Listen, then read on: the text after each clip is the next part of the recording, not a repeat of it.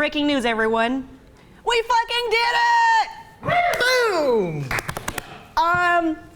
So Microsoft has come out today saying that they are going to drop all of their really, really hated DRM changes.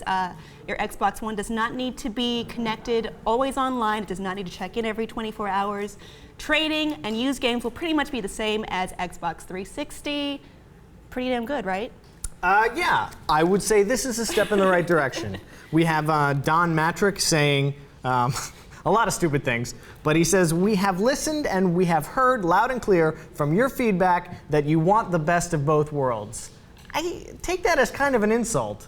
Is What, that we like, had to tell them we wanted the best of both worlds? No, we want you to not rip us off, Don. Well, that's a nice PR way of saying, okay, we know you hate it. We're gonna take it back. Backpedal, backpedal. We love you. This is why we're doing it. You're welcome. But, you know, it's not that. I feel like, why did it come out this week? I mean, they had E3, and they gave out the disastrous announcement the Thursday before E3. I feel like they could have taken that stand to do it then. I mean, I think E3 was more of like a litmus test, just a gauge to see how people were actually going to take it. To see if the journalists would be like, oh yeah, I like this after all. To see what the spin would be. Turns out it was not great. Surprise, surprise. No. And it just, you know, Sony just took off running at E3, like, oh, we're not going to put all these restrictions on you, and they I think that is a marketing dream what they that was did. the reason for this backpedal. It's because of Sony's proactive campaign saying, look at all these great things about the PS4 that aren't But what really, the 360's doing. Yeah, they weren't really saying these great things. They were just saying, we're not going to fuck you over. It's going to be the same as before. It's that easy. It's great, right? Just because they really ran with Microsoft's poor decisions and turned it into like a marketing blitz, and that was a good move on them. They are magnificent bastards. If you've seen that video with the here's how you share. Yeah. Here you go, friend. That was clever. And timely. Now, do you think that the damage has been done? Is it irreversible? Or are people just going to go right back to Microsoft with open arms? You know, I've seen a lot of people already online on Twitter being like, all right, I'm putting in my pre-order now. Yeah, Xbox. But it's like, I feel like it's still a little early to be doing that because we don't know, for instance, the Kinect's details or if any of that's going to change. And I don't know. The skeptic in me is a little bit worried that somewhere along the line there may be some updates that bring back a little bit of the restrictiveness.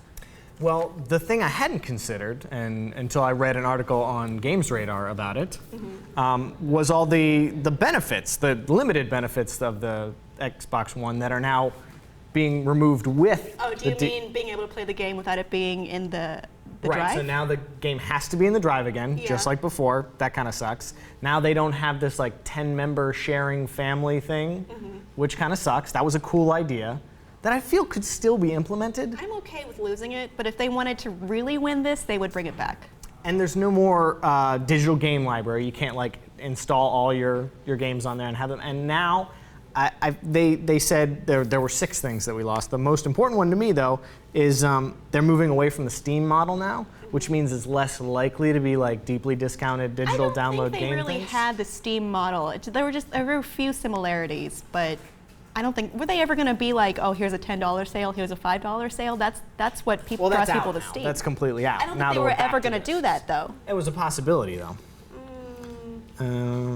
So exactly what's happening is there's no more always online requirement, no more checking in every 24 hours. All discs work the same way on Xbox One as they did on Xbox 360.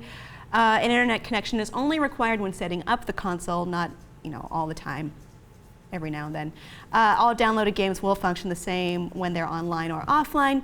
No additional restrictions on trading games, and the region locks have been dropped. But as you said, they also dropped more of the fun 10-person sharing and being able to play a game without it actually being in the drive. Do you think that's kind of a fuck you to us? Yes, I do. I kind of do too. Some of these things could still be implemented and now aren't. Yeah. That they don't seem as though they need to be removed. One of the things that does need to be removed that I'm disappointed about is what they were touting with like cloud computing and how you didn't have to have the full the hardware resource being used, that some of the game computing could be done off-site, which was a cool idea. Well, but that only works if you're always connected. Yeah. and that is kind of, people were saying, well, what's the difference in the next gen? The graphics weren't that much improved as we've seen on the demos from the current gen. The PS4 does have Gaikai technology in it. It can do the cloud gaming, so maybe that is the leg up they still have now that they've removed all the restrictions. But if you're going to have developers count on these offline, computing resources to be able to do cooler new things with their games, now these developers will say, well, actually, our game does need to be always online because of these things, so they're not going to do that anymore. It's a trade-off. For the Xbox One, then I'm sorry. There's other systems it can work on. Yeah. Too bad. I was a little concerned about that. They didn't really change any of the rules they were implementing for developers. It's still not easy for developers to put their own games on the Xbox Live or Marketplace, rather. Do you think that this is enough? Do you think that this appeases gamers and now there won't be any more backlash? Or do you think this is just kind of like, here you go, hey, let's stop talking about it. No more bad press, please. I think it depends on who you are. I think the people who are more Xbox loyal, who have been doing the majority of their gaming on the Xbox and the Xbox 360, they were looking for a reason to go back, because a lot of people were saying, oh, I'm going to switch. I've always been loyal, but this is the thing that's making me switch. I'm done. I'm sorry. It's too much. But if you give them that much back, and if they want to play on Xbox, they're gonna take it. But I think people who are more on the line, like me, it's not really, it's nice, but it's not enough. Too little, too late. I don't know if it's too late, because there's still plenty of time to make changes, which is also what worries me, because they could be bad changes. So it's still really early. I'm not putting in a pre-order yet. How about you? No, the PS4 is just too appealing right now. Right, and also I don't want to buy a Kinect at all. I don't want to be forced to buy a Kinect.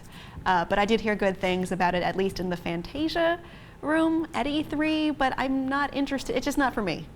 What goes on in the Fantasia room? Well, it's like you're conducting an orchestra for Fantasia. Oh, Jesus is saying sexy stuff off camera. No sex in There's the no Fantasia sex in the room. Fantasia room. No, there is not. Fix it, Microsoft. And if there was, it would be recorded on Kinect and sent to the NSA. Yes.